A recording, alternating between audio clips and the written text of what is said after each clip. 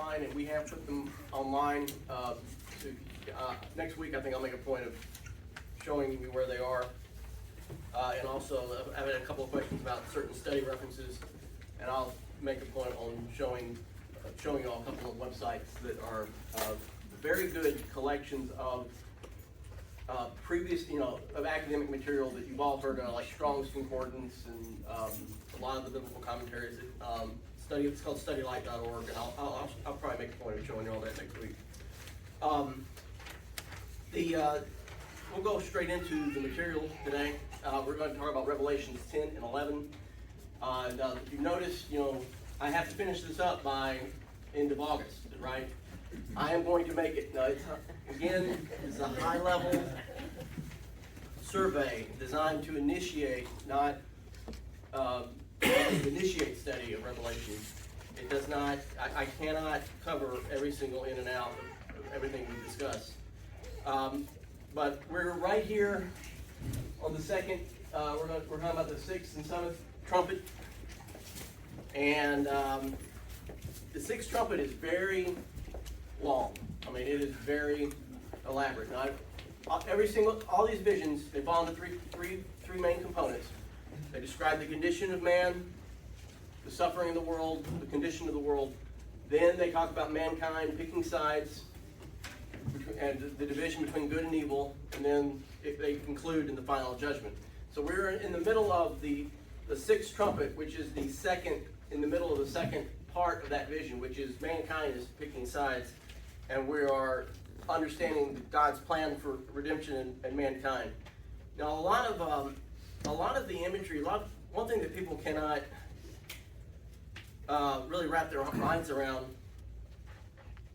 is that the Bible is full of imagery, and the apocalyptic writing, it is very poetic, and it's full of a lot of symbols, but it is not something that needs to be decoded. We're not Ralphie looking at the back of his Ovaltine box, okay, trying to decipher the secret message all the time. I mean, there is that, yes. I mean, there is something, to be revealed, but the very fact that we call it revelation, we are revealing a message that's already been prophesied. I mean, he's answering prophecies in Daniel and other Old Testament prophets. He's not attempting to add too much to the mystery. Now, as we understand that people can read the Bible and not understand what it's saying, so we have to study and look at it from that perspective. But there's not a very deep symbolism behind every single word of Revelation. And chapter 10 is kind of indicative of that. A lot of it is really just describing the power and majesty of God. We're not trying to, can't tie this to a particular event. It is meant to just kind of be appreciated in its own right. And I'll read chapter 10. Then I saw another mighty angel coming down from heaven, wrapped in a cloud with a rainbow over his head, and his face was like the sun, and his legs like pillars of fire. And the pillars of fire don't mean anything. It's just the sun, like the sun. That isn't. There's not. He's describing the angel. He's describing what he's seeing, and that's it. And the reference to the rainbow probably does have maybe some reference to the covenant of God that we see in Genesis, but we don't need to sit here and say, well, purple means this and blue means that and green means this. That's not. We don't need to go down that route. Okay. And he set his right foot on the sea and his left foot on the land. And though those symbols are also in other parts of Revelation, the sea generally means the humanity. And he called out with a loud voice like a lion roaring. When he called out, with the seven thunders sounded, and when the seven thunders had sounded, I was about to write, but I heard a voice from heaven saying, "Seal up what the seven thunders have said, and do not write it down." So here John is saying that something has been revealed to him, but he's not allowed to reveal it to us at the moment. And the angel whom I saw standing on the sea and on the land raised his right hand to heaven and swore by him who lives forever and ever, who created heaven and what is in it, the earth and what is in it, and the sea and what is in it. And there will be no more delay, but that in the days of the trumpet called to be sounded by the seventh angel, the mystery of God would be fulfilled, just as he announced to his servants, the prophets. And so they're preparing for the final judgment. Now, we're still in the sixth trumpet. We're about to go into the seventh trumpet, but it's going to take a bit as far as verses.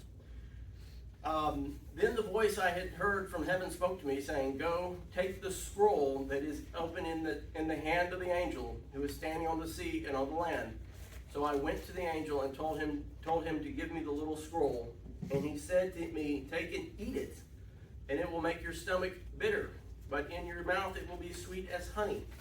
And I took the little scroll from the hand of the angel, and I ate it. And it was sweet as honey in my mouth, but when I had eaten it in my stomach, it was made bitter. And I was told, "You must again prophesy about many peoples and nations and languages and kings." So he has been given this scroll, okay, and he eats it. And it's very strange, right? I mean, eating a book. I mean, like literally eating a book. It's not, but this is the vision, right? It's a dream. And you've had weird dreams. I've had weird dreams. I'm not going to tell you some of my weird dreams because you look at me funny. And did they mean anything? No, they didn't. But I mean, I've had some, and sometimes you have a dream and it's kind of funny and you can, it makes sense. And then other ones you just don't want to tell anyone about. I had a friend tell me she dreamed the other night that she dreamt that she went into her garage and her husband was trying to fix a car, but the wheels were made out of hamburger. And he couldn't get what causes the brain to come up with something like that? I don't know, but it made me laugh. And he said to me, "Son of man, feed your belly with this scroll." This is Ezekiel, and that I give you, and fill your stomach with it. Then I ate it, and it was in my mouth as sweet as honey. So he's invoking the language of Ezekiel. Jeremiah 15:6, "Your words were found, and I ate them, and your words became to me a joy and the delight of my heart." So the idea of consuming the words of God is something that we use that language even in English. We consume material, right? But he's just in the vision. He's just he's literally eating it in the vision. But it's really just explaining that he is that is sustaining him, and that's a message that's very basic and very Christian. Even Jesus in the desert. Man does not live by bread alone, by every word that comes from the breath of God. That's what we're talking about here. Now, in regards to what was written down, we can assume that the little scroll is the plan of salvation. It's God's plan for mankind. I think we can really clearly see it's sweet in the mouth because when you eat it, and then it's bitter in the stomach, because the world hates God and persecutes those who believe him. And you know that as we go through life, we are very happy that we have been saved. And as we grow older and as we mature, we get through life, we look around and we see all the suffering. And we can put up with that suffering, we can deal with it because we know there's a reward that will free us from that suffering later. But then we also know that most people reject God and don't want to have anything to do with him. And we see, if we actually sit there and look at all of the suffering in the world and see that people understand what it really means to accept him, and knowing how hard it is to do that in our own lives, to always put God in front of us, and then realize that other people don't even. We at least feel like we're trying, right? We're here at church. We love God. We want other people to love God. But then we see a lot of people who just don't want anything to do with God. There is lots of sweetness, and there's lots of bitterness.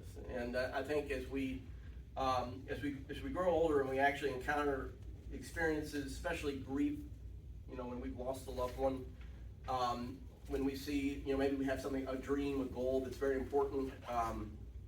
It's not even a dream about, we're not dreaming about getting a big house or achieving something material. It's our purpose in life. We have ambitions, even ambitions that, are to help the church and other people, and sometimes they fall apart. There's all kinds of bitterness, and I think that's what John is describing. He said, the Word of God is sweet. We think everything's great, but then we also see there's a lot of suffering as well. When you go and you read the commentaries, you can read all the commentaries, there is probably more agreement about what Revelation 10 means than any other chapter. I mean, it's pretty universal. We're using those 6 commentaries for the foundation of this class: Wallace, Shelley, Kaufman, Roberts, and Hendrickson, and I'm missing one. But anyway, if we go through those commentaries, they all say the same thing, that this is the plan of salvation. It's wonderful, but it also makes you very sad at the same time, because not everyone has bought into it. Wallace and Haley both point to verse 7 as evidence the vision is not about the end times. Now, there is some disagreement, on some aspect. Wallace and Haley relate this to the destruction of Jerusalem, or Wallace relates it to the destruction of Jerusalem. Haley relates it to suffering in the first century. Wallace, I've made the point before, he did not believe that Revelation was written in 98 AD. I don't know if you've heard, we've talked about that date. He actually thinks it was written before the destruction of Jerusalem, and that a lot of this is really about the destruction of Jerusalem and the birth of the church. And he is right on some stuff. Now that date, 98 AD, is most of scholarship, even within our own brotherhood, kind of accepts that 98 AD date, because we have some direct references to the Revelation being written in 98. Irenaeus is the founding father, the church father that cited that date. And I haven't read the script. I don't know Greek. I can't look at the text. But that I wonder about that date. Okay, I think it's too late. Given the other things, John would have had to have been 93 years old, and he would have outlived all the other apostles by 30 years. And that's a long time. Okay, John was probably born around 5 AD, at the latest. Right? He may have been born a little bit earlier. That would have made him 10 years younger than Jesus. And he's probably not. I mean, he's probably about the same age as Jesus. So I'm thinking that 98 is probably too late. But that's what Irenaeus said. So there's some speculation about that, but I won't belabor that. The only reason I bring it up is because, to the extent that Revelation is about the destruction of the temple, you would think, in Jerusalem, you would think that John would at least be more direct and refer to that event, but he's not. So there's that's why there's so much speculation on this issue. Kaufman and Hendrickson say that the days of the seventh angel are the days and soon are idiomatic. It's referring to it is referring to the final judgment. But this is all simultaneous. It's not, again, if you look at Kaufman, you can't, these are not about specific events. He's just having the same revelation multiple times. And there's a lot less to explain. If you have 2 chapters covering, covering the period between the death of Christ and the return of Christ, and it's only 2 chapters, well, it's really easy to explain that. And he's talking about the whole width of human history. When you try to say, well, Revelation chapter 1 or chapter 4 starts with the death of Christ, and chapter 21 ends with the heaven, then yes, you're going to have to explain all these events. This event, it's just human nature. But that's why I come back to the idea that these are parallel visions, and we're in the middle of the second vision, and he's just restating what he already saw in the first, and he's going to restate it 5 more times, which is going to be the next 5 weeks class. I've always read it, it's just like the last days. That, right. We're in the last days, and the last days go until it's all over. Right, exactly. Yeah, I agree. Yeah, we are in the last days now. So, Haley says the scroll is a turning point. Chapters 1 through 10 are sweet because they focus on salvation, and the saints offer a message of hope, and he's kind of right about that. But chapters 11 and 20 are bitter and prophesy the judgment of God on secular powers, false religion, and Satan. So as bad as some of these events were, like the 4 horsemen, it's going to get even worse, and it's going to be more specific. Kaufman says verse 11 is evidence the scroll represents dispensation of the Gospels across time. In other words, it's not a specific period, it's all of time.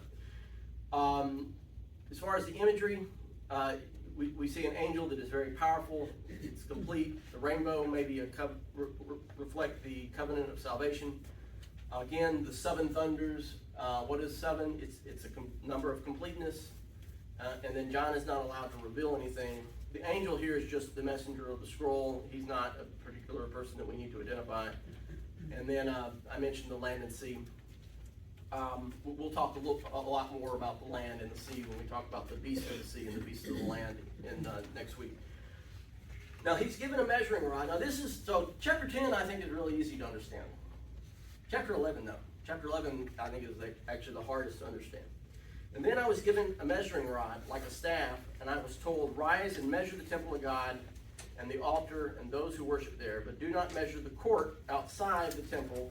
Leave that out, for it is given over to the nations, and they will trample the holy city for 42 months. And this is really important, especially if you were familiar with any premillennial doctrine or anything like the Left Behind series, or just your neighbor that believes in some of this.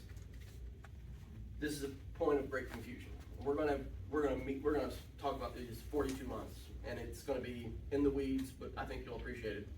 And I will grant authority to my 2 witnesses, and they will prophesy for 1260 days, clothed in sackcloth. These are the 2 olive trees and the 2 lampstands that stand before the Lord of the earth. Oh wow, he just put all these symbols out. What does any of this mean? Okay. And unlike chapter 10, where you do have the angel who's just sort of wrapped in glory, the language here, okay, we've got to explain a few things. I mean, he's being very, very specific. What does it all mean? Okay. Well, so we've got certain symbols, rod like a staff. He's talking about the temple. And we're going to talk a lot about the temple, but we're not going to do that much today. We'll talk more about it in other later, because it's a discussion that's better held with other scriptures in Revelation. 42 months, 1260 days. Now, how do I get to that? Well, how many months are in a year? We're gonna have to do some math in our head, by the way, and I probably should have written this out. 3 times 12 months in a year. 3 times 12, 36 plus 6, 42. Okay, 1260 days. How many days are in a month? About 30.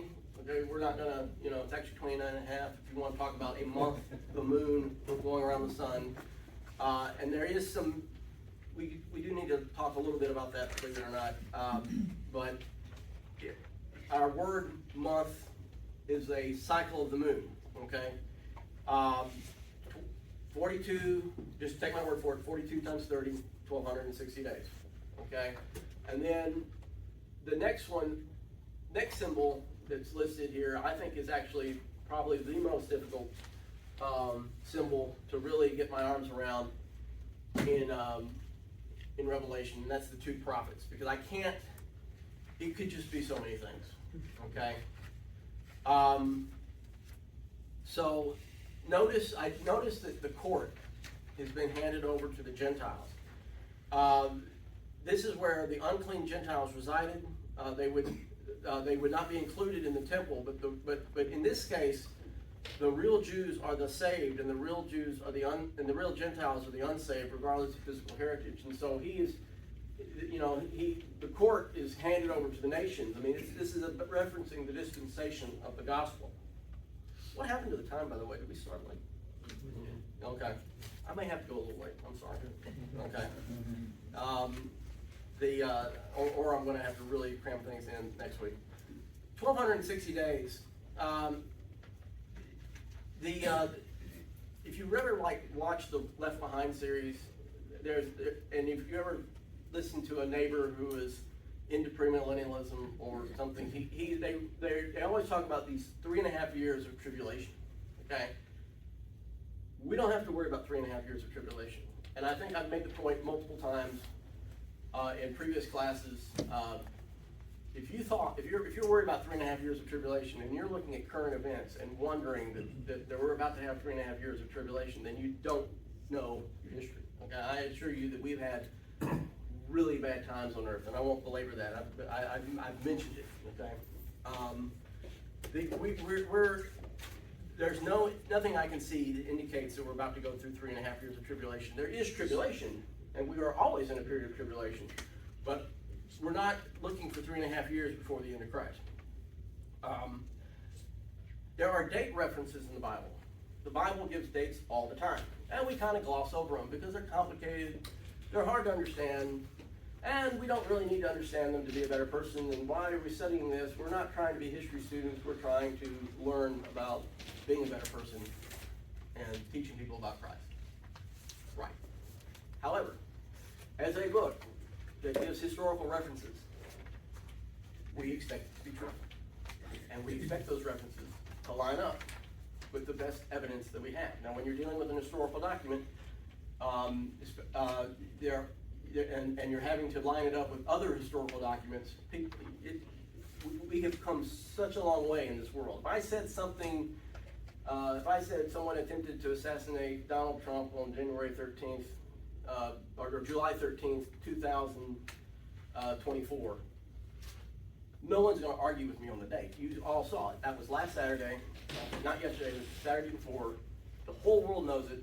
I can go to Wikipedia, that date will always say July 13th, 2024, right?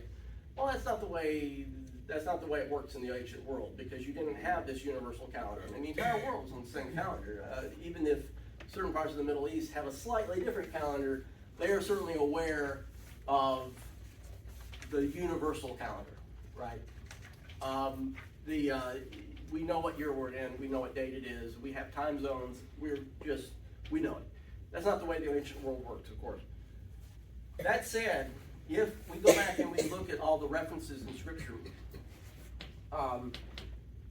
we can back into when Jesus died, okay? And as a certain date, John, Paul, James, they are very interested in time, and they are speaking to people that kind of understood the calendar and the times. What they don't do is really explain it to us Gentiles reading it 2,000 years later, okay? But the people that are consuming the literature and the Bible at the time, they do understand these dates and references. And so it gets really complicated. So why do I need to explain it now? Well, the reason I need to explain it is because of what people have done with this 3.5-year time period. And they have taken it and they have built all kinds of prophecies, and they spent hours and hours and hours on discussing this. If we were all living back in the 19th century, you would be amazed at how much time and effort people spent on discussing this, revelation and discussing these time periods. I mean, it was the talk of the day. All right. Now, I mean, we have Sunday school, and we talk a little bit about the Bible, but it's not something we usually consider entertainment or something that would occupy our time or something we would just, we have too much to do, we have too much going on. But back then, people they worked in the fields and they studied about this stuff. That was what they did. They didn't have a lot of constant distraction. So they dove into the Bible and dealt with this. We're going to have to get into a little bit of this because I want to explain some things.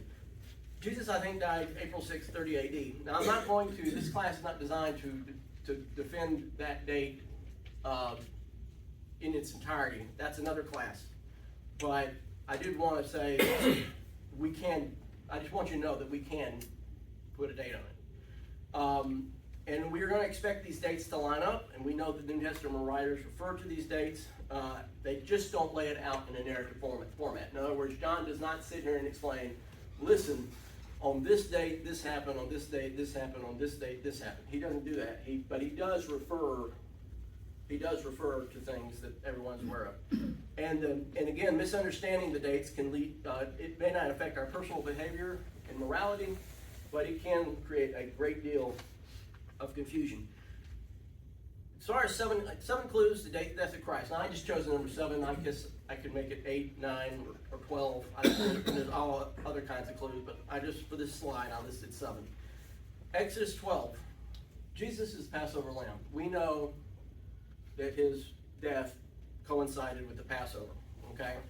Daniel 9:25. There's a prophecy in Daniel 9 that we probably haven't spent a lot of time studying.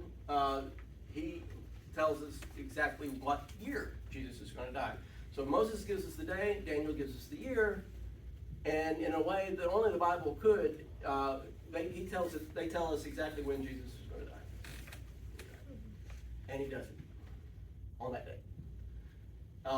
Again, it's not a simple study, but it is very faith-affirming and it's very powerful. And when you look at all these scriptures written by different men were holding the quill, but they all write the same thing. It kind of is like, oh, God's in charge of all this. Then there's other historical references. I'll get to those in a minute. And then Jesus himself talks about 3.5 years. So to say, oh, this is not important. Oh, it's important. Okay, it's a very big symbol and very important to people at the time. And then there's another historical reference I'll just refer to as the Sabbath in the Gospel of John. Exodus 12. Here's the day. I'm just going to make a passing, when he's talking about, tell all the congregation of Israel that on the 10th day of the month, every man shall take a lamb according to their father's house, a lamb for a household, and you shall keep it until the 14th of the day of the month, when the whole assembly of the congregation of Israel shall kill their lambs at twilight. Now, I'm not going to get into every detail here, but we know that Paul calls Jesus the Passover lamb. We know the other New Testament writers refer to him as the lamb. John refers to him as the lamb. The lamb is a symbol of Jesus. If you look, I'll just say this real quick. When he's coming into the city of Jerusalem, I don't have time to make this out, but he comes in on the 10th day of the month.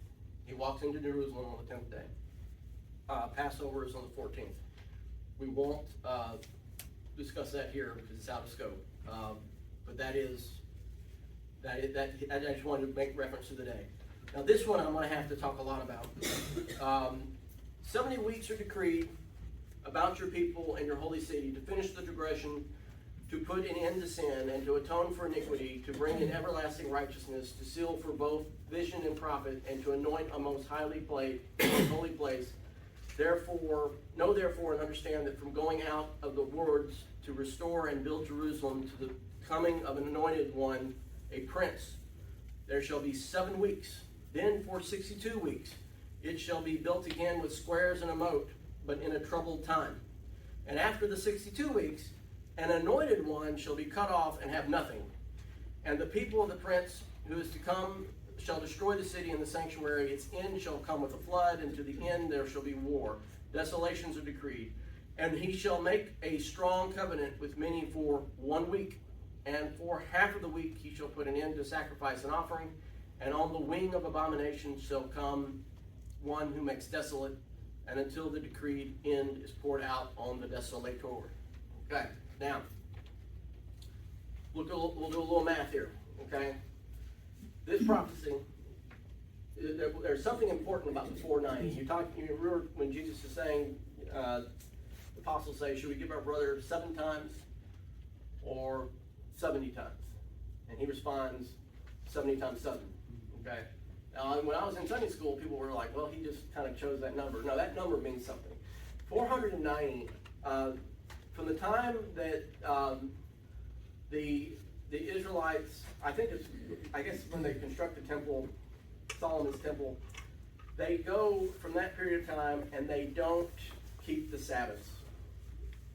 They are punished for that, and they are banished to Babylon for 70 years. Okay, why? Because every 7th year they were supposed to let their fields rest. They weren't supposed to work them, but they disobeyed, and they disobeyed for a long time. And so after 490 years, God was like, guess what? I'm going to give the Sabbath a time of rest, and you're not going to occupy this earth for 70 years. You didn't keep the Sabbath. I'm going to keep the Sabbath. So you're going to be gone for 70 years, and that gets really complicated. There's there's 70 years between the first exile and the return of Jerusalem, but there's also 70 years between the destruction of the temple and the rebuilding of the second temple. So there's actually two 70-year periods, but they kind of overlap. But 70 is the number that we assign with exile. Then when they go back from Persia, he starts counting.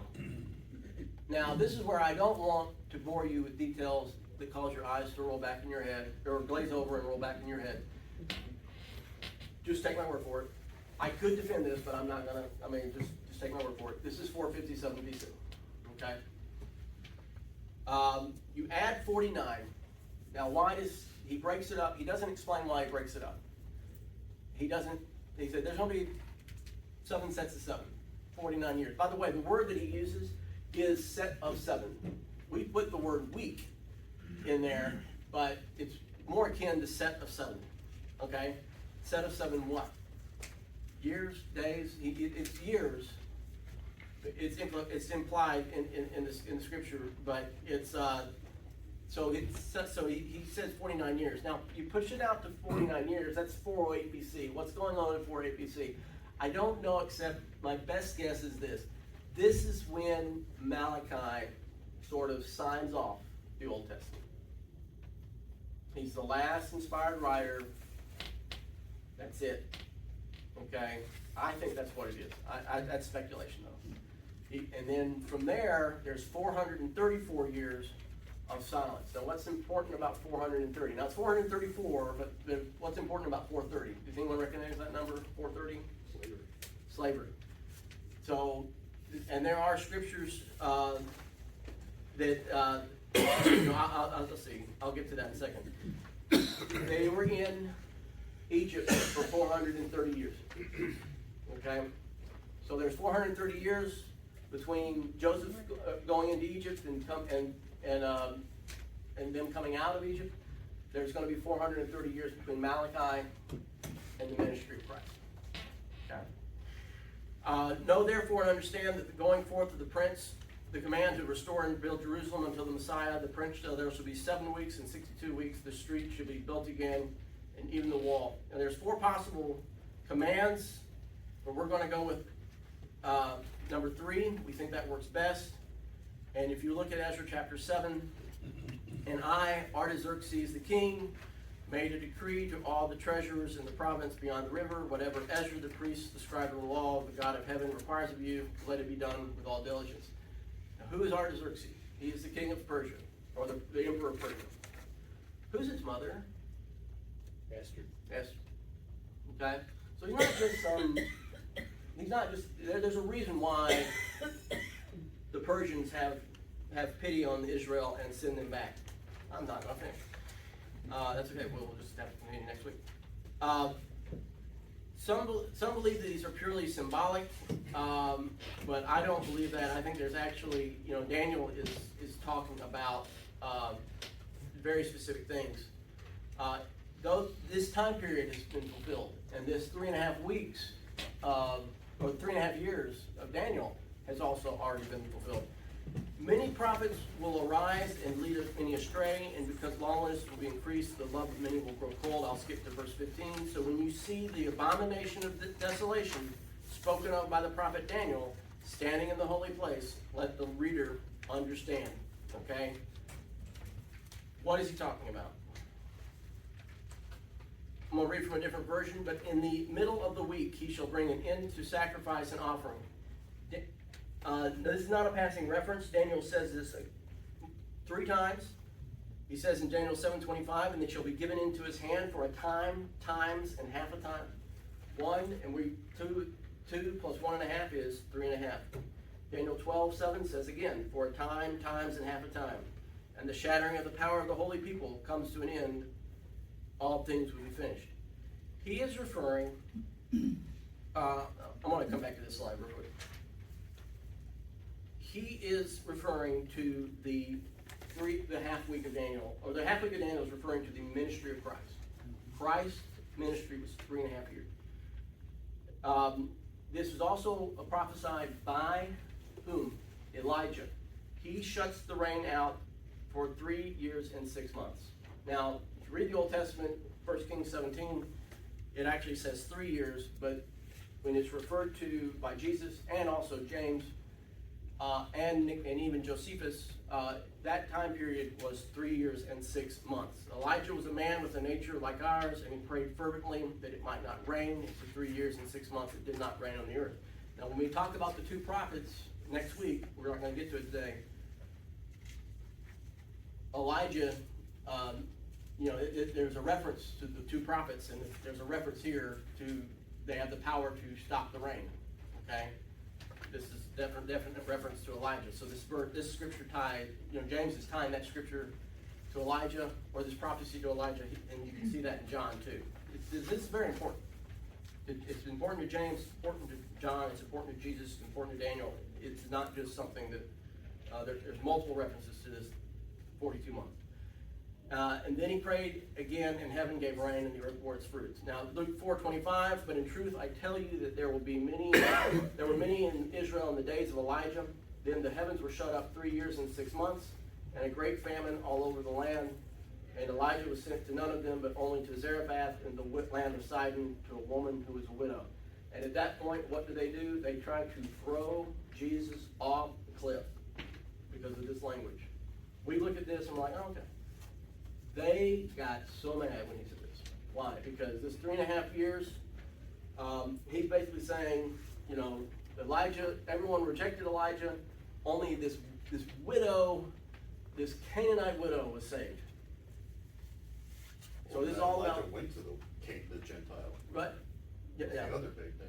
Yeah, right, exactly. It's this, you're waiting for all the restoration of Jerusalem. Salvation is going to be offered to the Gentiles. That's how this is going to work. And so that's why they get mad. Now then Daniel says, and from the time that the regular burnt offering is taken away and the abomination that makes desolate is set up, there shall be 1,290 days. What's going on here? Okay. No, he says 1290 here. It says 1260 in the New Testament. I'm not going to get into all the ins and outs of the Hebrew calendar and the Roman calendar, but John is writing. He says 1260 days. He's talking about the Roman calendar. Here, Daniel is actually talking about a select time period that's about 3.5 years. And I'll just have to sum this up real quickly so we can get out of here. Jesus is on the earth for 3.5 years preaching, or he's on the earth for 33.5 years, but he's preaching for 3.5 years. When he dies, what happens to the temple? There's an earthquake. The veil's torn, there's an earthquake, the altar breaks. And from what we know about other sources, even though we don't see references to this in the New Testament, if you look at Daniel, he says the regular burnt offering. Now the key word there is regular burnt offering. He is sacrifice. He ends physical sacrifice. Okay? And when he says, there's a contrast here, what is the abomination that causes desolation? Well, there's a clue right here at the first part of the verse. There's the regular burnt offering, and whatever this abomination is, he's contrasting it with the regular burnt offering. And what that is most likely the return of animal sacrifice to the temple. But they had to repair the altar, and they had to put it back. And what we know is that there was a period of time there where the Jews were not sacrificing animals at the temple, and it comes back in 33 AD. Okay? That's what he's talking about. So that's the time period of 3.5 years. Now, this becomes symbolic. This becomes symbolic, okay, of the entire dispensation of the gospel. In other words, if you look at the Holy Week, or if you look at Jesus coming into the temple, coming into Jerusalem, he spends the first 3.5 days teaching and revealing the will of God to the people. He spends the last 3.5 days on trial, being beaten, being executed, and in the tomb. So that's Holy Week. His ministry is 3.5 years. And then 3.5 years of, there's 3.5 years between the end of animal sacrifice and the return of animal sacrifice, which is an abomination. Because they have rejected God, they do not accept Jesus, and they've gone back to the old way of doing things, which is an abomination. And to some extent, if we look at, we talk about God created the earth. How long did it take him to create the earth? 7 days. We have a week in front of every week is a week, right? I mean, every week is 7 days, right? That is a symbol that is been put on us as on humanity. Humanity still practices 7 days. Now, there have been some societies that have digressed from the 7-day week, but right now we're all on a 7-day week. Okay. And in that respect, it's also symbolic of all of time. There is Christ, there's the time before Christ, and there's the time after Christ. So if you think of all creation, what is half of 7? If 7 represents creation, then 3.5. Okay? So it's multi-layered. Okay? It is not limited to, we're not looking for 3.5 years in future. We are looking, that's what he's talking about. We should not, and it amazes me how many people just get caught up into looking for a 42-month period of tribulation right before the end times. That's already occurred. And if it did occur in some form, if I've missed something, then it will be tribulation like we have never seen it. That's much, the earth will be ripped apart, and it'll just be absolutely terrible. And no one will be able to deny it. But to the point that people are able to deny it,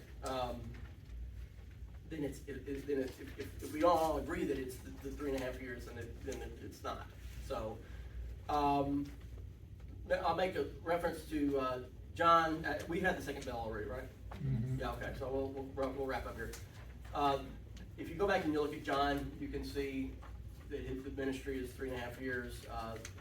There's a Passover in 2:13. There's another one in 5:1. Another one in 6:4, and the final one is in John 11:55, and that's when Jesus dies.